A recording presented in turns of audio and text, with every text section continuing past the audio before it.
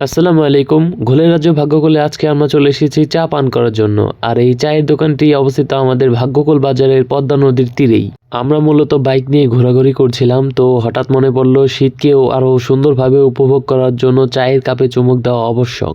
তো এর জন্য আমরা মুন্সিগঞ্জ জেলা শ্রীনগর থানার ভাগ্যকুল বাজারে চলে আসলাম। তো এখানে এসে আপনারা গোবিন্দ মিষ্টান্ন ভান্ডার, চিত্তরঞ্জন মিষ্টান্ন ভান্ডার এবং ভাগ্যকুল সুইটস অ্যান্ড ঘোল ঘরের মতো বিখ্যাত ঘোলের দোকানগুলো আপনারা পেয়ে যাবেন।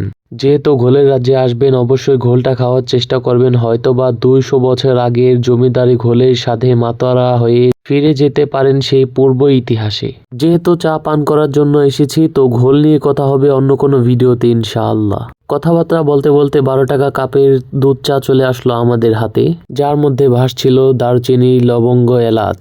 কুয়াশায় ভেজা রাতে 1 কাপ চায়ের সাথে যদি ভাই ব্রাদাররা থাকে, ঠান্ডায় কি এসে যায় তাতে। তো গাইস, সংক্ষিপ্ত এই ভিডিওতে দেখানোর চেষ্টা করলাম শীতের রাতে চা খাওয়ার অনুভূতি। আমাদের জন্য দোয়া করবেন। আল্লাহ হাফেজ।